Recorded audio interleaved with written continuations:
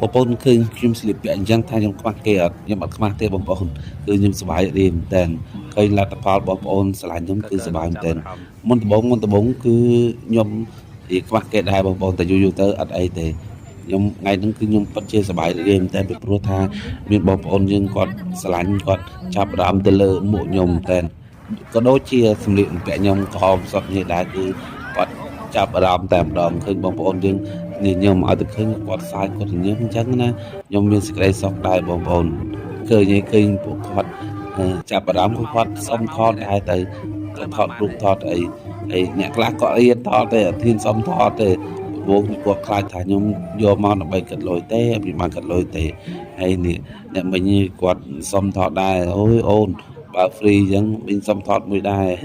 មានអី free តែថតខ្ញុំសប្បាយរីករាយមែនតើខ្ញុំដើរខ្ញុំអីមានក្មេងគាត់និយាយសប្បាយរីករាយថា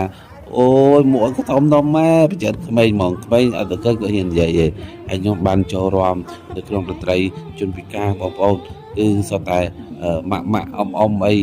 គឺយាយអីគាត់រួមសប្បាយមែនតើពេលគាត់ឃើញខ្ញុំចូលរួមគាត់កាន់តែសប្បាយហ្មងដូចពេញបរិយាកាស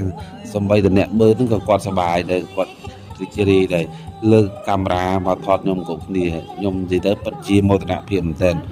ដែលគាត់ចាប់អារម្មណ៍មកលើខ្ញុំអញ្ចឹងណាដែលពេញ color មុនដំបូងគឺអត់មានមនុស្សធ្វើរាប់ប្រហែលទេបងប្អូនពេលដែលខ្ញុំចូលរាប់ហ្នឹងមានន័យថាតាក់ទាញពួកគាត់មកកុំឲ្យគាត់ថាអំអៀនអីយើងមកស្បាយទាំងអស់គ្នាមករឿងមករងកន្ទ្រឹមហ្មងអ្នកខ្លះបងប្អូនគឺគាត់ចង់សប្បាយដូចខ្ញុំអញ្ចឹងគឺគាត់មករាប់បងប្អូនខ្ញុំរាប់នេះខ្ញុំរាប់ចំ20បទបងប្អូនរាប់ទុនជើងមែនណយបងប្អូនហើយនេះមកយាយក៏រួមអែមបងប្អូនអូយមកយាយមករួម